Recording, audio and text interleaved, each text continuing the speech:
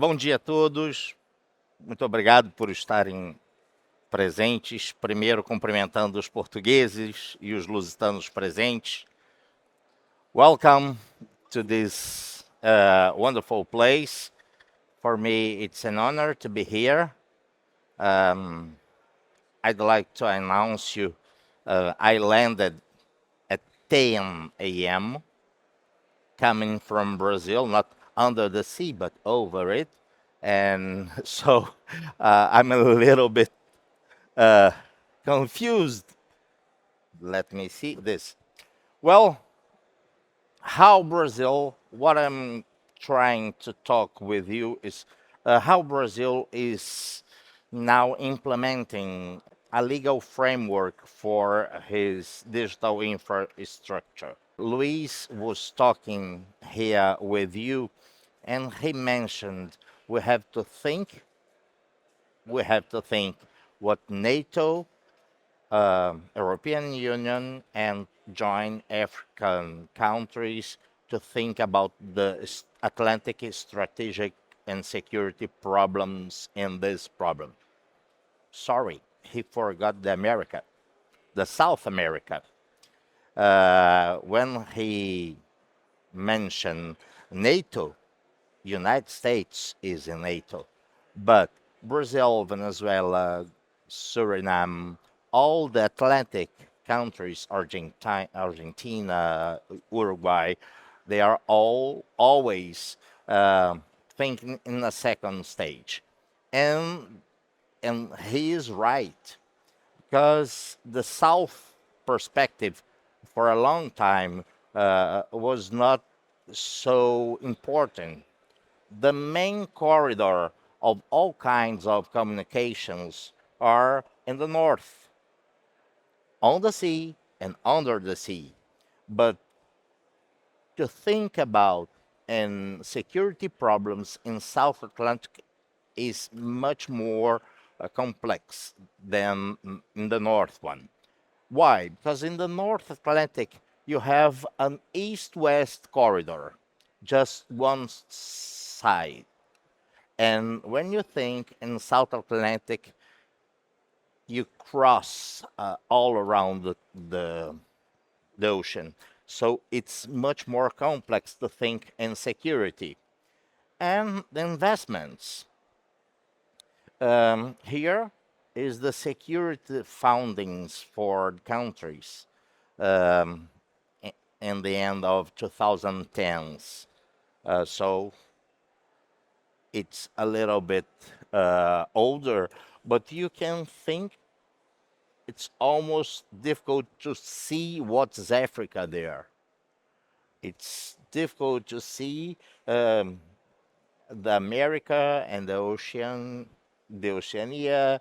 Um, all the investments are over the Ecuador, and that's why they have now to rethink.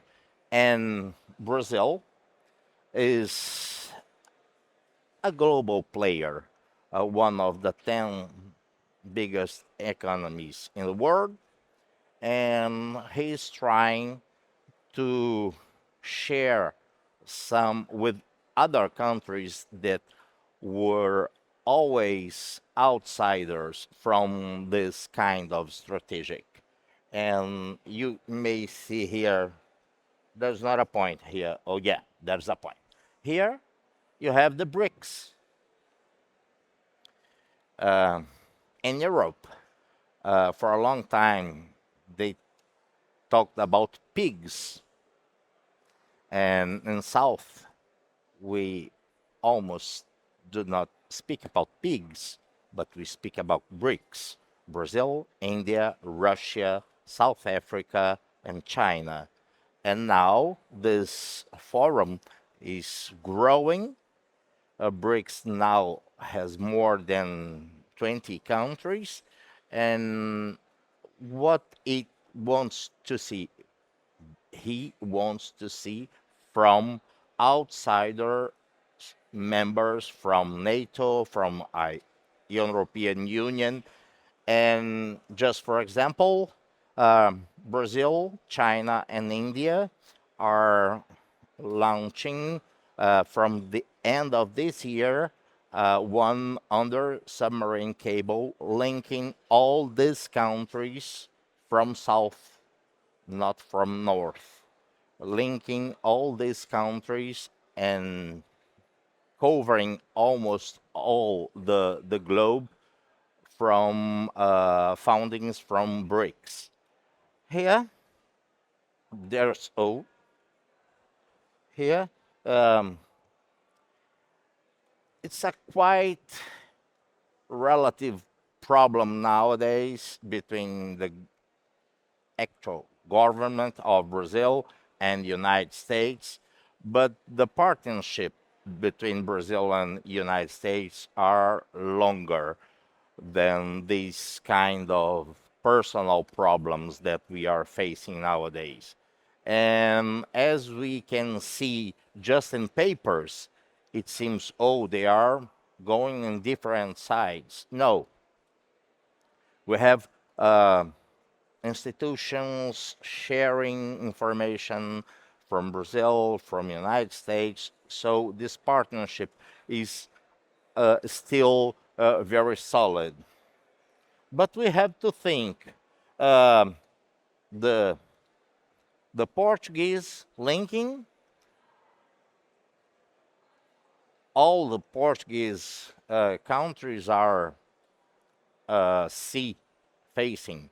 So why not we have an strategic security for under submarine cables from the CPLP, um, thinking in that Brazil, Portugal, and Angola, all of these three countries have a lot of submarines cable uh, departing off or arriving in their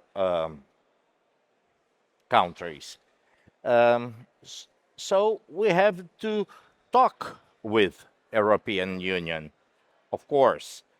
And we are talking a lot with Africa for a different perspective from the North. And what we are talking about? We are talking about from this, all the linkings we have is to the South. We have just small links from Brazil to Africa, not from South Brazil direct. This one is the only one submarine cable linking to east to India and Macau.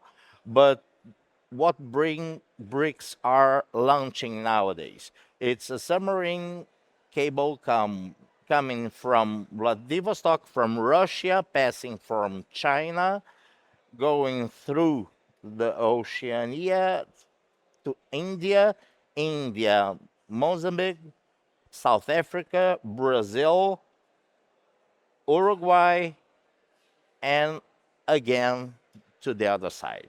So it will be a huge under submarine linking from the south perspective. And why they are thinking about that?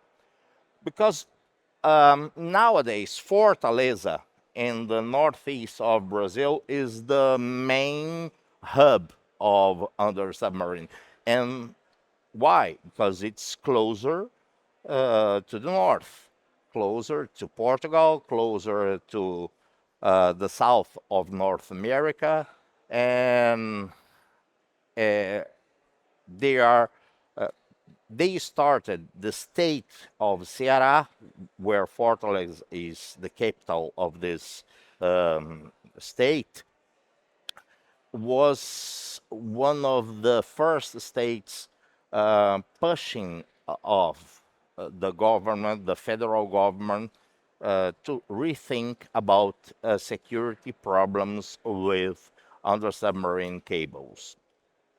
But now they are wanting to change and to create a new hub near to the south, um, probably near Sao Paulo or Rio de Janeiro, linking to Africa and to the other side of America.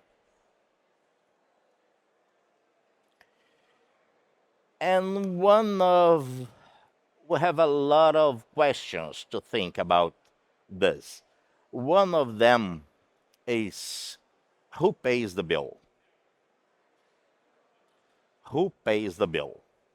The majority of the on the submarine are from single owners and the other ones from multiple owners. And if you look from public and private different perspective, you have all private is the majority. Okay, they are still like that. So if they um, are the owners and they receive the money for using their submarine cables, why national countries like navies have to support the security of these cables? They have to pay that for that, and otherwise, um, we are maybe changing the perspective of this private interesting. If you see like this, um, the main owners are the big techs. The Meta, for example, is one of the main owners of under submarine cables. Google, another one. So they receive a lot of money and they have the power of this information passing by their data centers. But this is changing. Nowadays, United States, you may see there from 2020, so from the last uh, president, from President Biden, but nowadays it's going hard in this direction. They are the working with the U.S. private sector allies and partners around the world has been working to better protect the security and resilience of the world's undersea cables. And other big players we have to think about. Russia, for example. Russian government is increasingly extended control over companies. So the Russian government is buying all the data centers and pushing from the companies to put under cables. They have to have the control of this cable and this data center. Um, so it's a different perspective, not from private sector, but for a public sector. And China. The Chinese government exerts the same kind of control over Chinese companies over operating abroad to reshape the physical topology and digital rules of the internet. And from the last uh, 5 years, they are improving, buying all the private companies. They have to have all the control of these cables and data centers. So, and why? Because the Chinese government said, if I have to ensure the security problems, I have to have the control of these cables and these companies. Um, so we are facing a new era from a private perspective with three big countries um, changing their perspective for more public sector acting and Brazil in this perspective. Brazil are discussing with a lot of partners, EU, Portugal, Africa, North America, and Caribbean, mainly Caribbean, and a public public-private partnership is essential to increase the security. The cyber warfare in this scenario can be disruptive. Security facilities lane facing at least is crucial, and planning and training are required for this. And a lot of trainings are being made in Brazil. We had in the last year three big exercises of securing the landing points of these cables in Fortaleza, in São Paulo, and in Rio Grande do Sul, just near Uruguay. And Brazil are improving new arrangements for submarine cables. Um, the um, presidents of Brazil, there's a security cabinet, the GSI, and we have an agency regulating all the communications, the Anatel, and they have done this year, in beginning of this year, uh, a big, a huge report identifying where are the vulnerabilities and including risks, civil works, vandalism, and attacks in cable concentration areas.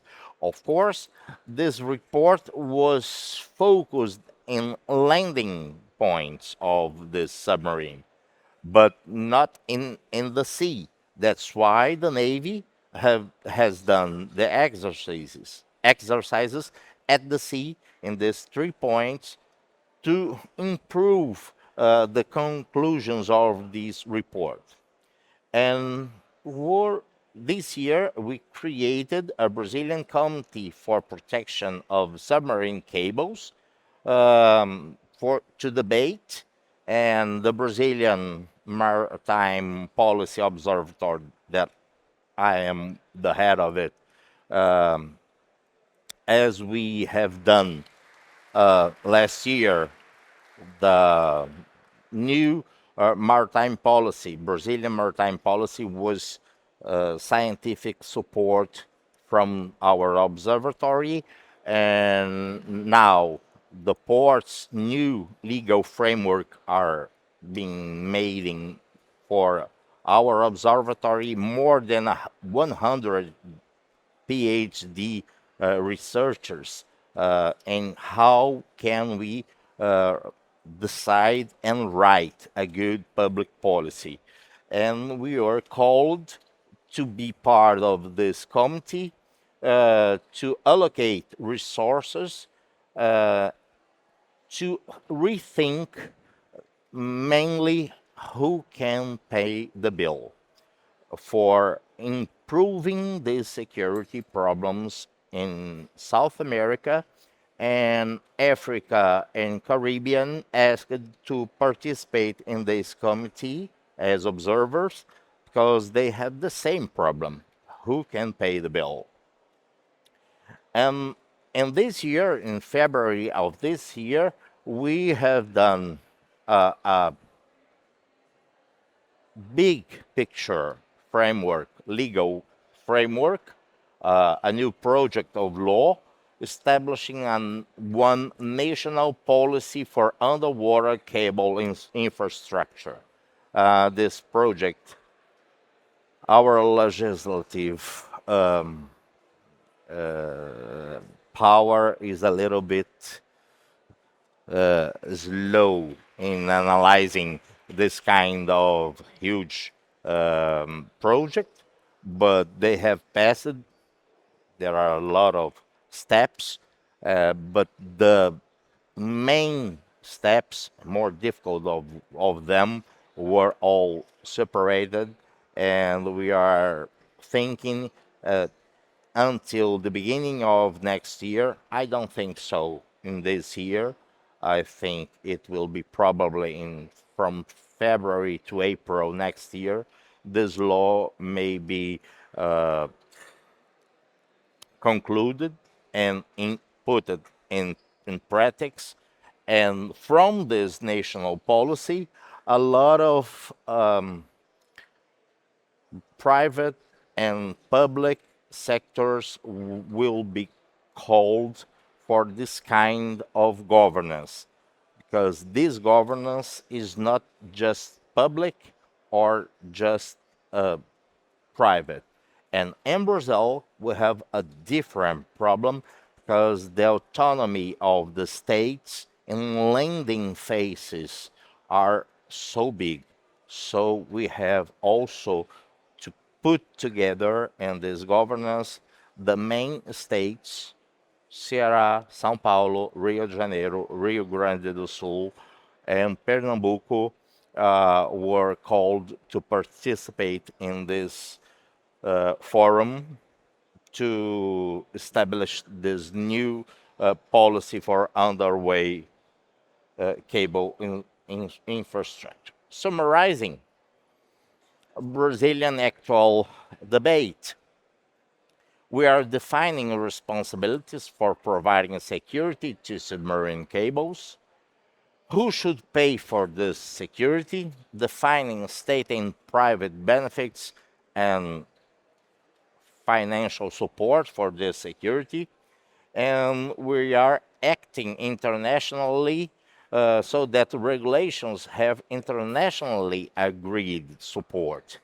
Um, Unfortunately, we don't have a convention, an international convention. Uh, all of we needs the internet.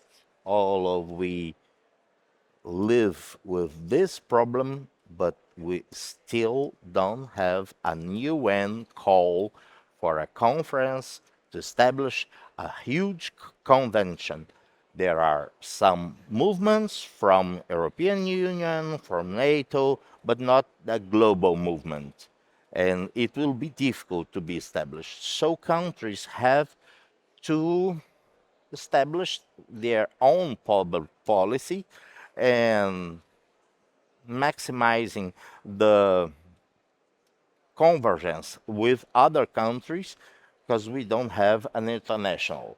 And we are seeking to expand the network in order to consolidate Brazil as the main hub of global South connection, uh, maybe in the future. So it's a South call for action. The global South must be a relevant actor in this debate, and this issue between private interests and public strategic interests needs to be resolved. Even thought the scenario is in a state of clear private public migration. I'd like to thank you so much for your attention. I'm here to share with you some thoughts. If you want, I will be here all day long to talk. Thank you so much.